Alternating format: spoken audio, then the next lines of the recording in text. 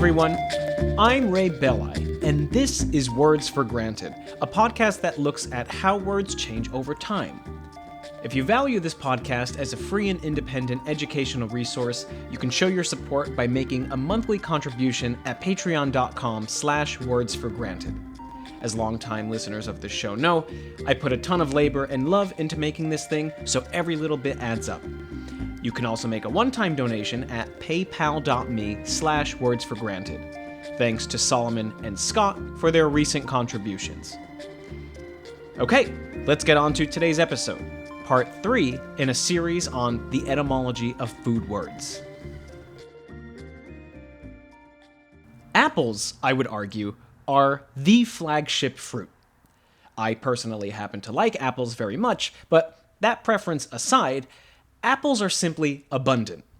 Here in the US, they run neck and neck with bananas for the most widely consumed fruit, but beyond mere consumption, the apple is also abundant in our culture.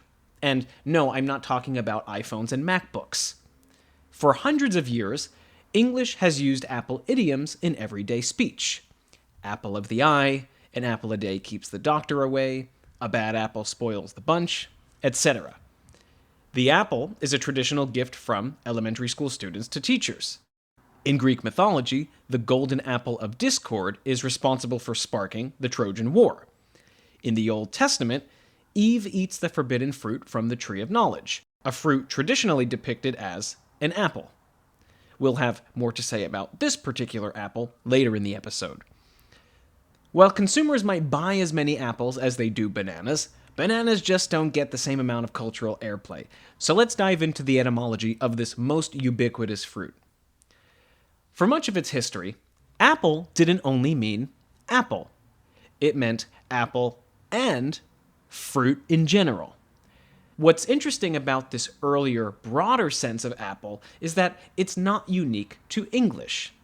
The native Greek and Latin words for apple also had a dual sense that meant apples and all fruits alike, even though these words, which we'll discuss in detail later on, are etymologically unrelated to the word apple. Melon, peach, pomegranate, even pomme frite, none of these foods are apples, yet they all derive from the Greek and Latin words for apple. After this episode, my hope is that you'll never look at the produce section of your grocery store the same way again.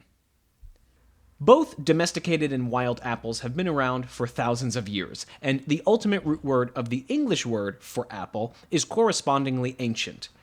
Linguists have traced the word apple all the way back to Proto-Indo-European, the first Indo-European language spoken in Eurasia between 4500 and 2500 BCE. This ancient language would, over time, splinter off through a series of migrations and evolve into disparate languages such as Latin, Greek, Sanskrit, Persian, Russian, the Germanic languages, and others. The reconstructed Proto-Indo-European root word of apple is something like hebel. The reason it's reconstructed is because Proto-Indo-European was spoken before the invention of writing, so its speakers didn't leave us a written record. The notion of Proto-Indo-European root words is familiar to listeners of this show. We talk about them a lot. However, this Proto-Indo-European root word, hebel, is unique. Most linguists believe that it does not belong to the oldest Proto-Indo-European lexicon, or set of vocabulary, because its derivatives are only found in the West Indo-European languages. In order for an Indo-European root word to belong to the oldest layer of Proto-Indo-European vocabulary, we should find it distributed in both the West and East branches of Indo-European languages. However, the absence of hebel derivatives in any of the East Indo-European languages suggests that the word emerged after the earliest Indo-European migrations had gotten underway, that is, after there was a West-East split. Another indication that the word emerged after the divergence of the oldest Proto-Indo-European parent language is that it contains the b sound. In Proto-Indo-European, the b sound occurs very infrequently. The b sound in Proto-Indo-European is usually aspirated, like bh. If hebel wasn't part of the original Proto-Indo-European language, Where did the West Indo-European languages, including the Germanic languages, the surviving Celtic languages, Lithuanian, and Russian, get this word from? Hebel was most likely borrowed as a loanword. Many linguists suspect that Hebel was borrowed from Arabic, citing the word abel, meaning a fruit tree, as a possible source. In the languages and language families just mentioned, the derivatives of this word Hebel all refer to the apple.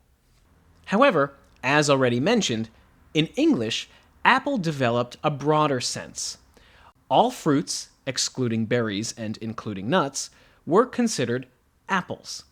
This broad sense of the word existed in Old English, Middle English, and surprisingly, even into modern English as late as the 17th century.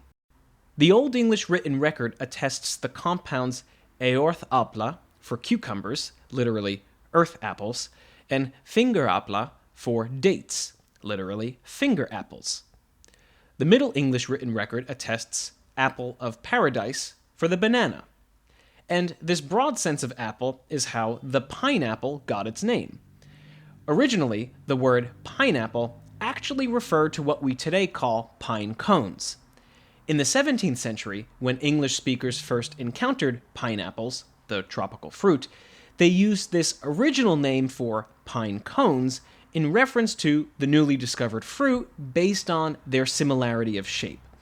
The name pineapple wound up sticking to the fruit, requiring the development of a new term, pine cone, for the woody cones that grow from pine trees. Given this older sense of apple, meaning all fruits, you might be wondering, where did the word fruit come from? Fruit isn't exactly a new word. It ultimately traces back to a reconstructed Proto-Indo-European root word, brug, meaning to enjoy, and more recently traces back to the Latin word fructus, which had a variety of meanings.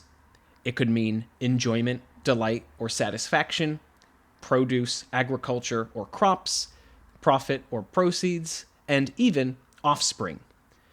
Among these distinct semantic categories, there's also some overlap, and I think this overlap is captured in the modern idiomatic expression, the fruits of one's labor. The fruits of labor refers to the rewards, profits, or proceeds you receive for hard work, and that's a delightful and satisfying feeling. If the fruit of your labor is actual money, that allows you to enjoy your life.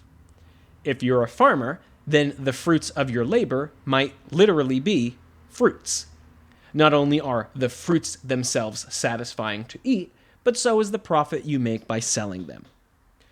The word fruit entered the English language in the early 12th century via French, and it originally referred to all sellable agriculture grown in soil: fruits, vegetables, nuts, grains, and so on.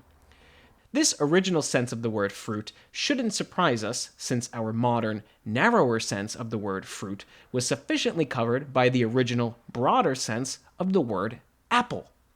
A bit confusing, I know. There's evidence in the written record that in as early as the 13th century, the meaning of the word fruit was beginning to narrow to its modern sense, but it appears that this narrowing wasn't unanimous across the English language until the 17th century. When thinking about semantic narrowing and broadening, it's important to keep in mind that these processes happen gradually along a continuum. They also happen unconsciously. English speakers didn't spontaneously wake up one day and decide, okay, today's the day that we're going to start using the word fruit in a more narrow way. Because of the gradual and unconscious nature of semantic narrowing and broadening, you can find windows of time in the language where words that are no longer synonyms today actually coexisted side by side as synonyms. This is precisely the case with the words fruit and apple. From the 13th through the early 17th centuries, a span of 400 years, in different regions and to varying degrees of frequency, the words fruit and apple appear in the written record as synonyms, both being used to mean fruit in a general sense as we understand the word fruit today. So much for the word apple itself.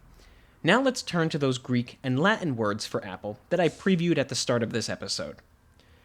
In Greek, the word for apple was melon. The consensus among linguists is that the word derives from a native, unattested Southern European substrate language that transmitted the word to Greek. In linguistics, a stratum is a language that influences another language through direct contact.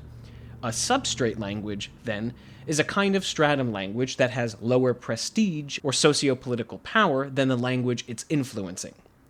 This substrate language is hypothesized to have been spoken by native Southern Europeans living in what would later become Greece before the non-native Indo-Europeans migrated to the region. Like the original sense of the English word apple, melon, too, could be used to refer to fruits in general, particularly foreign and exotic fruits. The Greek word melopepon, literally gourd fruit or gourd apple, was used to refer to pumpkins and other gourds, including the fruits that we today refer to as melons. And you guessed it, this is where we get the word melon from, though it came into English through a Latin borrowing of the original Greek. In the late 18th century, the German physicist Carl Wilhelm Scheele extracted the chemical compound from apples responsible for their sour taste. Harkening back to ancient Greek, as scientists during the Enlightenment so often did, Scheele called this chemical malic acid, literally Greek for of apples. Perhaps not so coincidentally, malic acid is a prominent acid found in all fruits. Latin actually had two words for apple, pomum and malum. Like the Greek melon and the original English sense of apple, they too both used to mean fruit in a general sense as well. Let's examine them one at a time. The ultimate etymology of pomum is unknown. Like the Greek melon, linguists suggest that it derives from a non-Indo-European substrate language. The Roman goddess of fruit trees, Pomona, derives her name from this word, which is fitting given pomum's broad sense meaning fruit in general. Pomum passed from Latin into French as the word pomme, where its meaning slightly shifted from an apple or any fruit to an apple or any fruit or vegetable that's apple-shaped. In modern French, this word is indeed still the word for apple. Potatoes are kind of apple-shaped, and they came to be known as pommes de terre in French, literally apples of the earth. You'll recall from earlier in this episode that in Old English, the similar construction earth apples referred to cucumbers. Today, the more common French word for potato is patate, but this older phrase explains the French word for French fries, pommes frites. The Latin pomum is also preserved in English in the word pomegranate. The Latin pomegranate literally meant seeded fruit. Pomum is also the root word of pomade, a kind of greasy wax used to style hair. The oldest pomade recipes consisted of mashed apples. Last but not least, it's also given us the word pomiculture, which is the cultivation of fruit and fruit trees. The second Latin word for apple, malum, is almost certainly cognate with the Greek melon, sharing its origin in an unknown substrate Southern European language. Through trade, this word is believed to have spread from Greece to the Italian peninsula, and from there into Latin. Also like the Greek melon and the Latin pomum and the English apple, malum could be used to refer to both apples and fruits in general. This word malum had a homophone. Homophones are two words in a given language that are pronounced the same but have different meanings, like the English words sure, S-H-O-R-E, and sure, S-U-R-E. In Latin, malum also meant evil or bad. This malum was a separate word, a completely unrelated word to the malum that meant apple. Malum, meaning evil or bad, has partially been passed down to English in the prefix mal, as in malpractice and malnourished, and also as part of the words malevolent and malaria. The biblical book of Genesis contains the famous story of the forbidden fruit, a fruit that, in the popular imagination, is an apple. When St. Jerome translated the Bible from Hebrew into Latin, he translated the Hebrew word peri, which meant fruit, as malum. But he didn't translate this word as malum because he thought the forbidden fruit was an apple. There's actually not a single reference in the original text of the Old Testament to an apple. He translated it as malum because it made for a good pun. The forbidden fruit was also a forbidden evil. Apropos, since this fruit was responsible for the fall of man and original sin, or so the story goes. Most scholars think that this pun was a deliberate choice, because there were a number of other viable translations that Jerome could have chosen from, the word pomum among them. If the forbidden fruit isn't actually described as an apple in the original Hebrew of the Old Testament, is this Latin translation solely responsible for painting the fruit as an apple in the imaginations of subsequent generations? Not exactly. As I mentioned, Jerome himself probably wasn't under the false impression that the forbidden fruit was an apple because malum could mean any fruit. Furthermore, in virtually every English translation of the Bible, even old ones like the King James Version, which is filled with tons of linguistic archaisms, you'll find no mention of the forbidden fruit as an apple. Historically, Jewish and Christian commentators alike have variously imagined the forbidden fruit to be a fig, a pomegranate, a grape, and occasionally an intoxicating liquid. Until relatively recently, even in Christian traditions, the identity of the forbidden fruit was not fixed as an apple. If you're an art history nerd, you may know that the Tree of Knowledge in Michelangelo's Sistine Chapel, completed in 1512, is not an apple tree, but a fig tree. The depiction of the forbidden fruit as an apple became increasingly popular after the German artist Albrecht Dürer's influential Adam and Eve engraving in 1504. But artistic conventions aside, there is one non-biblical text in Anglophone literature that may have helped concretize the apple as the forbidden fruit in our imaginations. That text is Paradise Lost by John Milton, written in 1667. Like the King James Bible and the other less influential English Bible translations that preceded it, Milton refers to the forbidden fruit as a fruit. But in two exceptional instances, he also refers to it as an apple. When reading Paradise Lost in 2020, or even 1920, 1820, or 1720, it would appear that what he means by apple is an apple. But during Milton's lifetime, apple could still have been used to mean fruit in general. Milton was a well-read classical scholar, so St. Jerome's original Latin pun would not have been lost on him.